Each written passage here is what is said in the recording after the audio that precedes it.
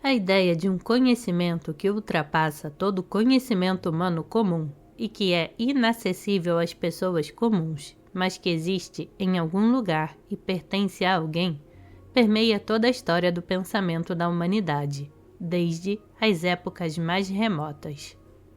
E de acordo com determinados vestígios do passado, um conhecimento completamente diferente do nosso formava a essência e o conteúdo do pensamento humano, nessas épocas em que, segundo outras opiniões, o homem diferia muito pouco, ou não diferia em absoluto dos animais. O conhecimento oculto é por isso chamado algumas vezes conhecimento antigo, mas isto, é claro, não explica nada. Deve-se notar, no entanto, que todas as religiões, mitos, crenças, lendas heróicas populares de todos os povos e países se baseiam no reconhecimento da existência, alguma vez e em algum lugar, de um conhecimento muito superior ao que possuíamos ou podemos possuir. E num grau considerável, o conteúdo de todas as religiões e mitos consiste em formas simbólicas que representam tentativas de transmitir a ideia desse conhecimento oculto. Por outro lado, nada demonstra tão claramente a fraqueza do pensamento ou da imaginação humanos como as ideias existentes a respeito do conteúdo do conhecimento oculto. A palavra, o conceito, a ideia, a expectativa existem, mas não há formas concretas definidas de percepção ligadas a esta ideia. E mesmo esta, com muita frequência, tem que ser desencavada com grande dificuldade do fundo de montanhas de mentiras, intencionais ou não, do engano e auto-engano, e das ingênuas tentativas de apresentarem formas inteligíveis, tiradas da vida comum, o que, pela sua própria natureza, não pode ter semelhança alguma com elas. O trabalho de encontrar vestígios do conhecimento antigo ou oculto, ou até mesmo indícios da sua existência, se assemelha ao trabalho dos arqueólogos que buscam restos de uma esquecida civilização antiga, e os encontram enterrados debaixo de várias camadas de cemitérios, deixados por povos que desde então não viveram nesse lugar, possivelmente separados por milhares de anos e ignorando a existência uns dos outros.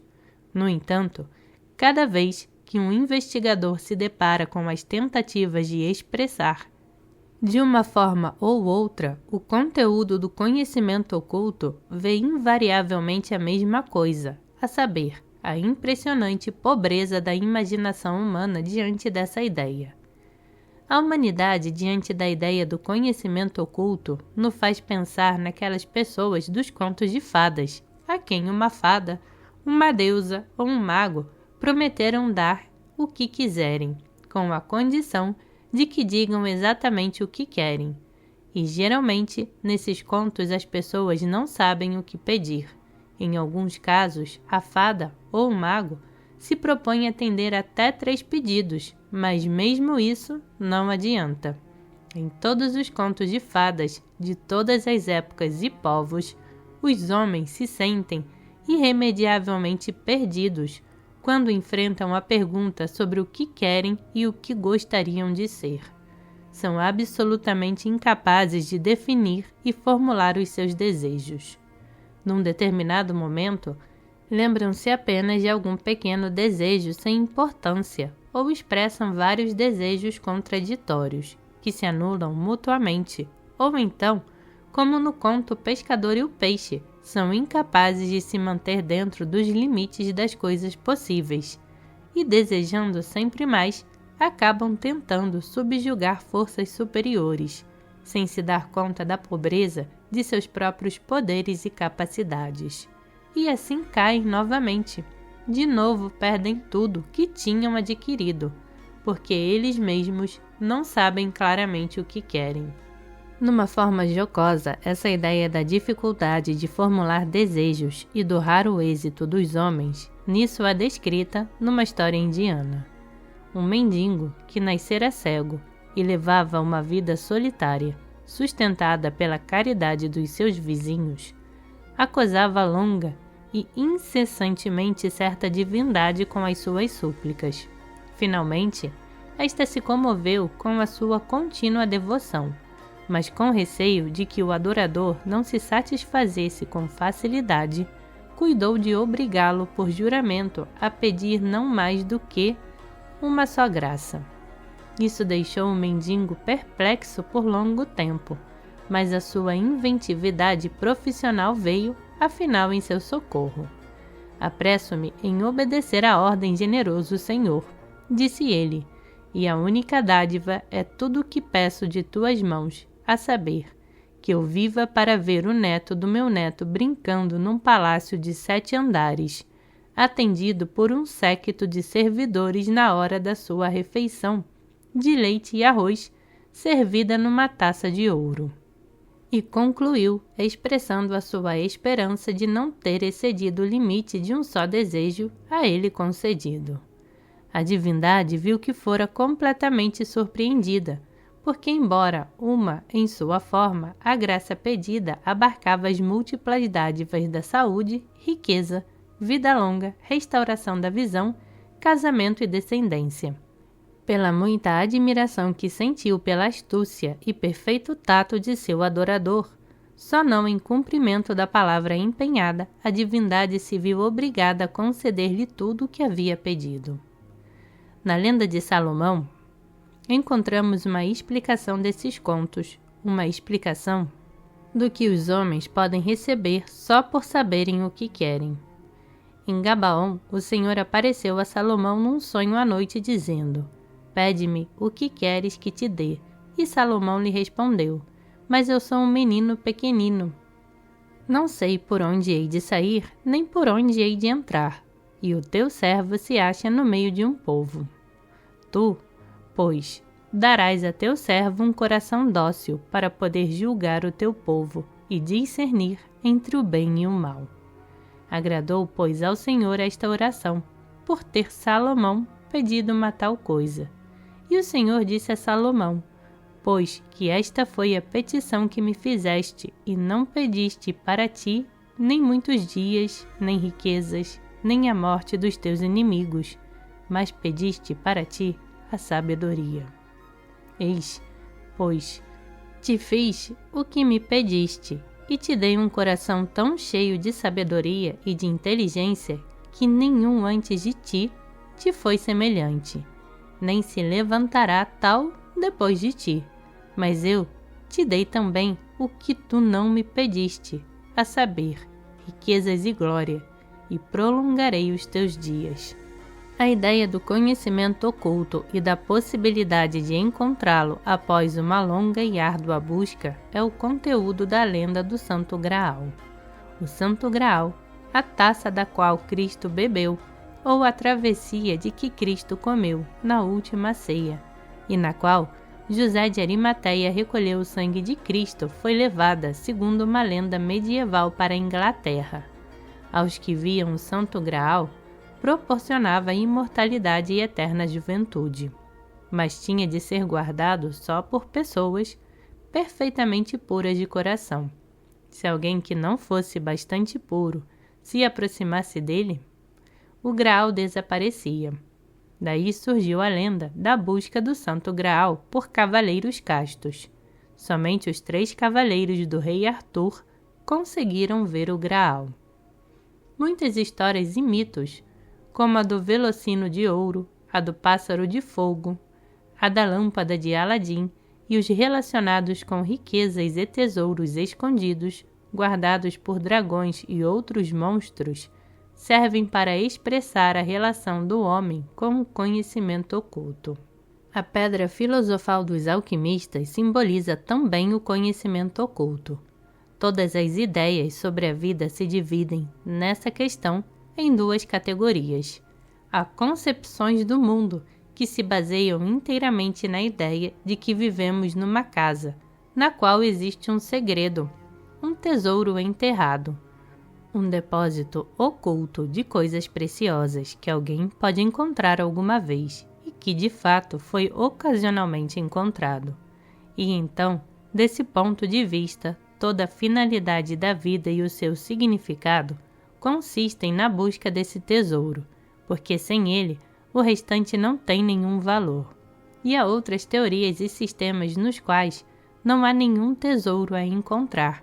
Para eles, tudo é igualmente visível e claro, ou tudo é igualmente invisível e obscuro. Se, nos nossos dias, as teorias da segunda espécie, isto é, as que negam a possibilidade do conhecimento oculto, se tornaram predominantes, não nos devemos esquecer de que isso ocorreu só muito recentemente e apenas numa pequena, embora muito ruidosa, pane da humanidade. A grande maioria das pessoas ainda acredita em contos de fadas e crê que há momentos em que estes se tornam realidade.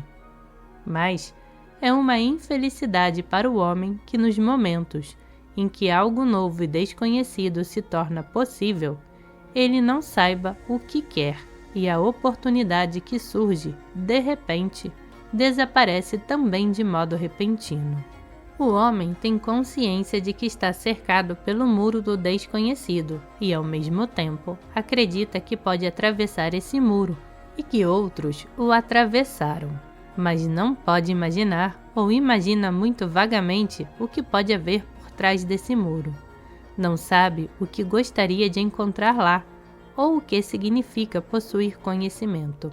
Neste mesmo, lhe ocorre que um homem pode estar em diferentes relações com o desconhecido. O desconhecido não é conhecido, mas o desconhecido pode ser de tipos diferentes, exatamente como ocorre na vida corrente.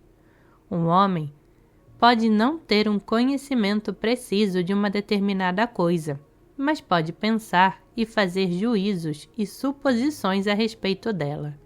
Pode conjecturar e antevê-la com tal grau de correção e exatidão que as suas ações e expectativas em relação ao que é desconhecido num caso específico podem ser quase corretas. Exatamente da mesma forma, em relação ao grande desconhecido, um homem pode estar em relações diferentes com ele.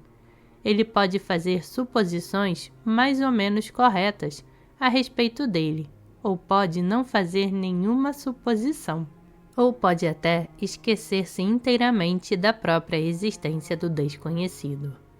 Nesses últimos casos, quando ele não faz suposições ou se esquece da existência do desconhecido, então, o que era possível noutros casos, isto é, consciência acidental das conjecturas ou especulações com a realidade desconhecida, se torna impossível.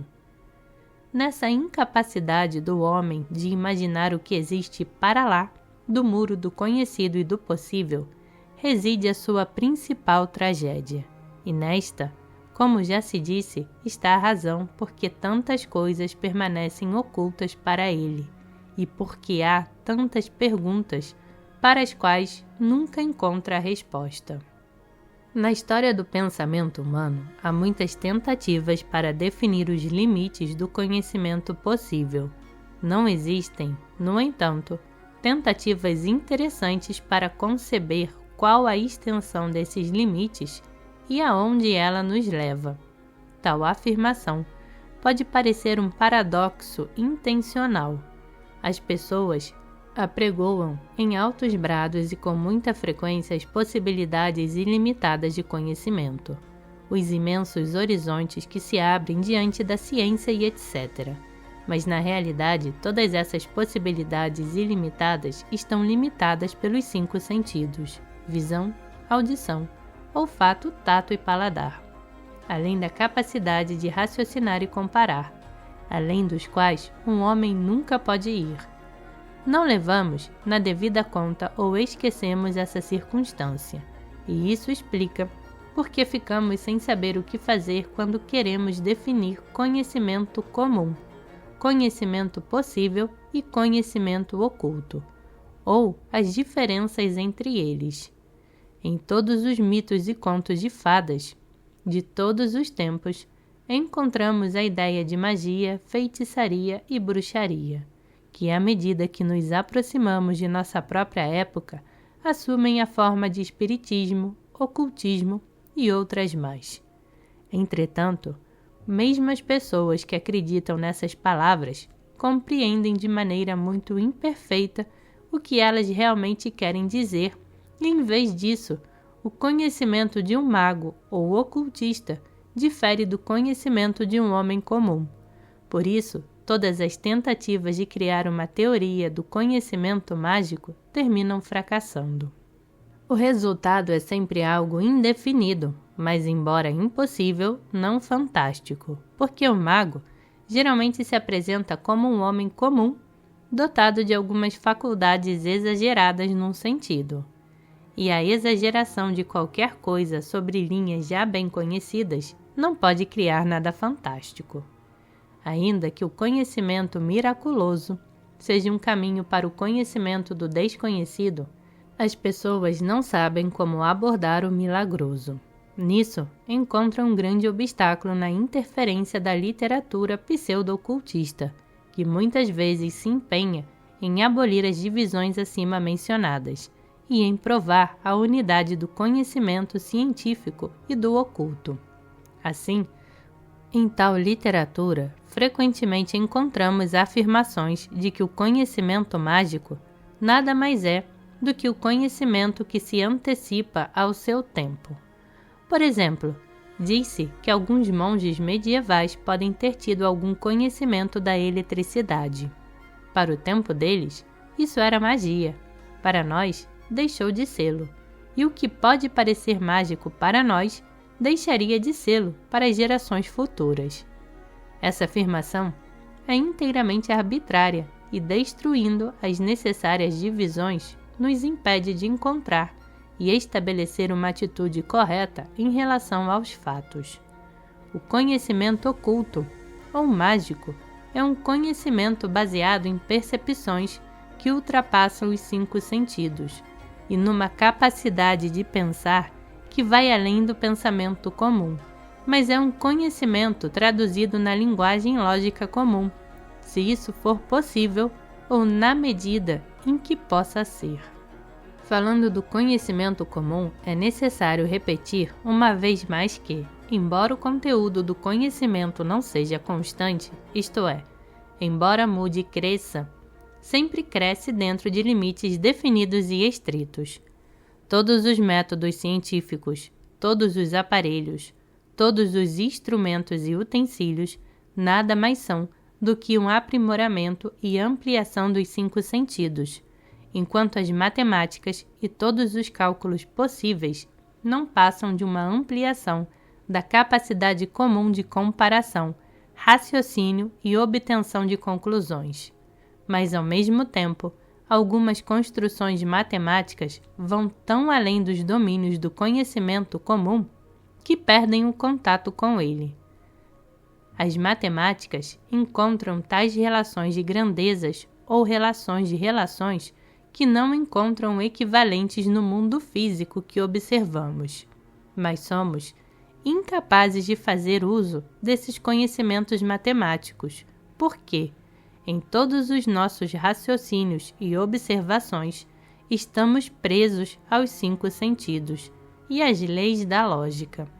Em cada período histórico, o conhecimento humano, quer dizer, o conhecimento comum, ou conhecimento conhecido e aceito, abarcou um ciclo definido de observações e as deduções tiradas a partir delas. Com o passar do tempo, esse ciclo cresceu, mas, se pode dizer assim, permaneceu sempre no mesmo plano, nunca se elevou acima dele.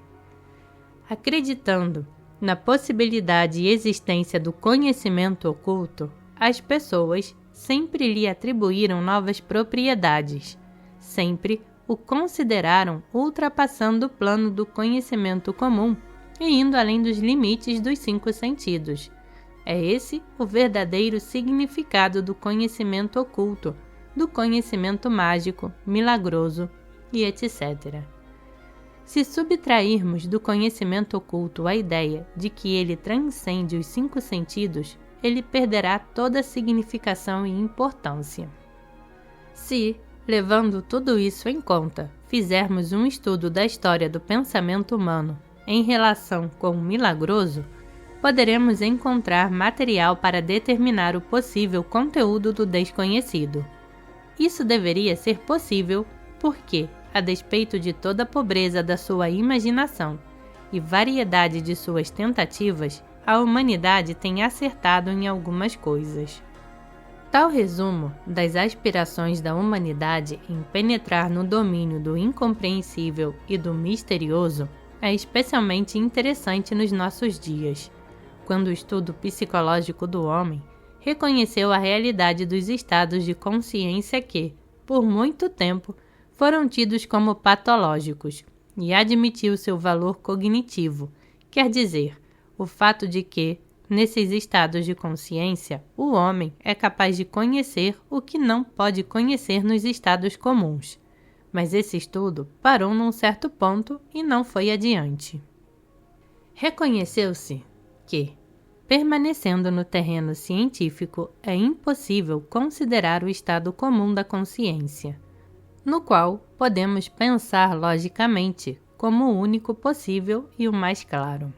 Ao contrário, tinha-se estabelecido que, noutros estados de consciência, que são raros e foram muito pouco estudados, podemos aprender e compreender o que não podemos compreender no nosso estado comum de consciência.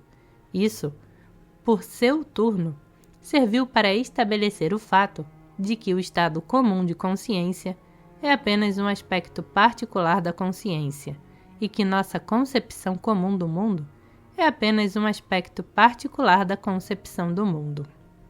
O estudo desses estados incomuns, raros e excepcionais do homem estabeleceu, além disso, uma certa unidade, uma certa concatenação e sucessão, e uma logicidade inteiramente lógica no conteúdo dos chamados estados místicos de consciência.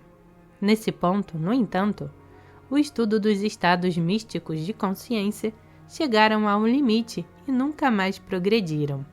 É muito difícil definir um estado místico de consciência mediante a terminologia psicológica coerente. Julgando pelas manifestações exteriores, esse estado tem muito em comum com os estados sonambulísticos e psicopatológicos. Não há nada novo em torno do estabelecimento do valor cognitivo dos estados místicos de consciência. Esse fato só é novo para a ciência. A realidade e o valor dos estados místicos de consciência foram e são reconhecidos por todas as religiões que existiram ou existem, sem exceção. De acordo com a definição dos teólogos da Igreja Ortodoxa, os estados místicos de consciência não podem descobrir ou acrescentar novos dogmas, mas descobrem e explicam o conteúdo dos dogmas que já são conhecidos por revelação.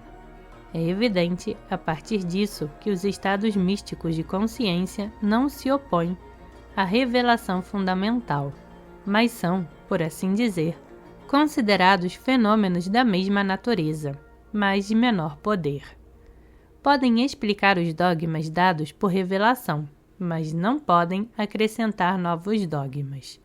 Infelizmente, as interpretações teológicas sempre se mantêm dentro dos limites dos dogmas e das regras canônicas de uma religião específica. Não podem transpor esses limites em virtude da sua própria natureza. Quanto à ciência, já disse que mostrou pouco interesse pelo misticismo, relegando-o à esfera da patologia, ou, na melhor das hipóteses, à esfera da imaginação. A palavra misticismo é empregada com sentidos muito diferentes.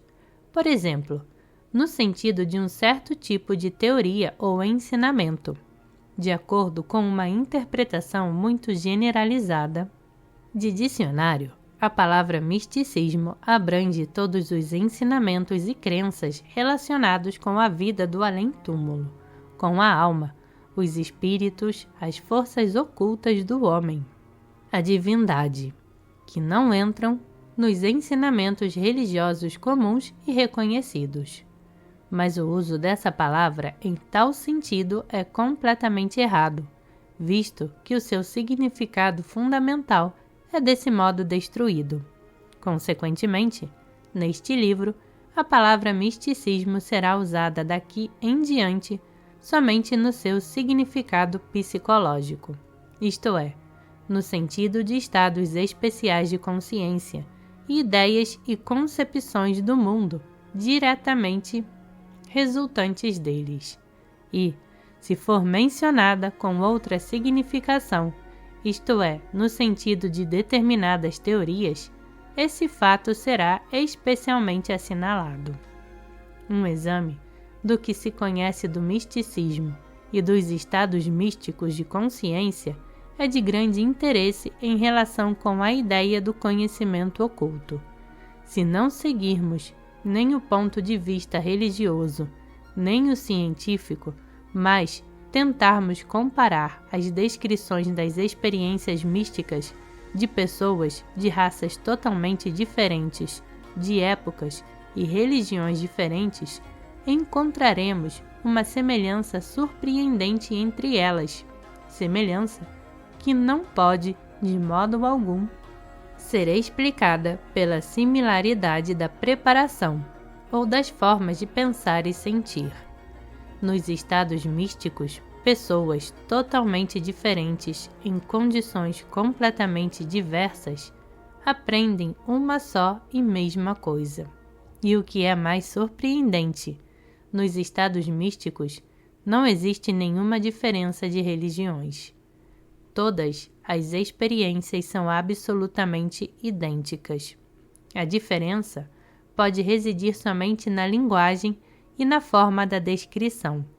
No misticismo de diferentes países e povos, as mesmas imagens, as mesmas descobertas, invariavelmente se repetem. Em verdade, pode haver suficiente material dessa espécie para construir uma nova religião sintética. As religiões, no entanto, não são construídas pela razão. As experiências místicas são inteligíveis apenas nos estados místicos. Tudo que pudermos extrair de um estudo intelectual dos estados místicos será simplesmente uma aproximação, um indício de uma determinada compreensão. O misticismo é totalmente emocional, formado de sensações sutis e incomunicáveis, que são menos suscetíveis ainda de expressão verbal e definição lógica do que coisas como o som, a cor e a linha. Em relação com a ideia do conhecimento oculto, o misticismo pode ser encarado como a penetração do conhecimento oculto em nossa consciência. Isso não significa, porém, que todos os místicos invariavelmente reconheçam a existência do conhecimento oculto e a possibilidade de adquiri-lo pelo estudo e pelo trabalho. Para muitos místicos, as suas experiências são um ato de graça, um dom de Deus, e do ponto de vista deles, nenhum conhecimento pode jamais conduzir as pessoas a essa graça ou tornar mais fácil a sua obtenção. Assim, de um ponto de vista, o misticismo não poderia existir sem o conhecimento oculto, e a ideia desse conhecimento não poderia ser conhecida sem o misticismo. De outro ponto de vista, a ideia do conhecimento oculto, que é possuído por um ou outro e pode ser encontrado por meios intelectuais, não é necessária para o misticismo, porque todo o conhecimento está contido na alma do homem, e o misticismo é o caminho para esse conhecimento e para Deus. Em vista dessa dupla atitude do misticismo para com o conhecimento, é necessário fazer uma distinção entre essas duas ideias. O conhecimento oculto é uma ideia que não se encaixa em nenhuma outra ideia. Se admitirmos a existência do conhecimento oculto, admiti-la-emos como pertencendo a determinadas pessoas, mas as pessoas que não conhecemos, a um círculo interno da humanidade. De acordo com essa ideia, a humanidade é considerada como 2 círculos concêntricos. Toda a humanidade que conhecemos e a que pertencemos forma o círculo exterior. Toda a história da humanidade que conhecemos é a história do círculo exterior. Mas dentro deste círculo há outro, do qual os homens do círculo exterior não conhecem nada e de cuja existência eles, somente algumas vezes, suspeitam de maneira vaga. Embora a vida do círculo exterior, nas suas manifestações mais importantes e especialmente em sua evolução, seja efetivamente guiada pelo círculo interior. O círculo interior, ou esotérico, constitui, por assim dizer, uma vida dentro da vida, um mistério, um segredo na vida da humanidade. A humanidade exterior, ou esotérica, a qual pertencemos, é como as folhas de uma árvore, que mudam todos os anos. Apesar disso, se considera o centro da vida, não compreendendo que a árvore tem um tronco e raízes, e que, além das folhas, sustém as flores e os frutos. O círculo esotérico é, por assim dizer, uma humanidade dentro da humanidade, e é o cérebro, ou melhor, a alma imortal da humanidade, onde se conservam todos os conhecimentos, culturas e civilizações. Podemos considerar a questão do outro ângulo e tentar encontrar no próprio homem uma analogia com a relação entre os círculos esotérico e exotérico da humanidade. Essa analogia pode ser encontrada no homem. Consiste na relação do cérebro com o resto do corpo humano. Se tomarmos o organismo humano e examinarmos a relação entre os tecidos superiores ou mais nobres, isto é, principalmente a matéria nervosa e cerebral, e os outros tecidos do organismo, como o muscular, o conjuntivo, as células da pele e assim por diante, encontraremos uma analogia quase perfeita com a relação do círculo interior com o exterior.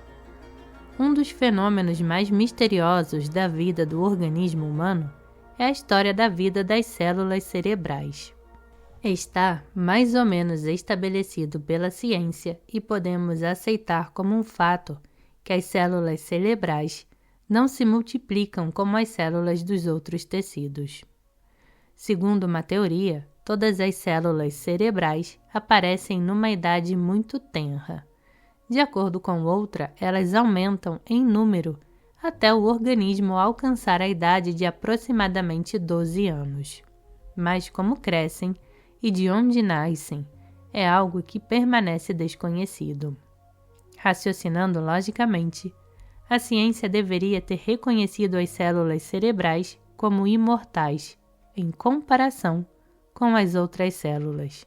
Isso é quase tudo que se pode dizer sobre as células cerebrais, se permanecermos no terreno científico. Mas o que é aceito está longe de ser suficiente para compreender a natureza da vida das células cerebrais. Demasiados fatos terão que ser ignorados antes que se torne possível aceitar a teoria de um estoque permanente de células cerebrais que só diminui e diminui. Essa teoria de um estoque permanente difere completamente de outra teoria, segundo a qual as células cerebrais morrem ou são queimadas em grande número em cada processo de pensamento, especialmente durante um trabalho mental intenso. Se assim fosse, não importa quantas elas fossem, não durariam por muito tempo. E levando isso em conta, somos forçados a admitir que a vida das células cerebrais continua inexplicada e muito misteriosa. Na verdade, ainda que a ciência não o reconheça, a vida das células é muito curta e a substituição de células velhas por novas, num organismo normal, ocorre continuamente e pode até aumentar. Não entra no escopo do presente livro, mostrar como se pode demonstrar essa afirmação. Para os métodos científicos existentes, qualquer observação da vida das células individuais no organismo humano apresenta dificuldades quase intransponíveis.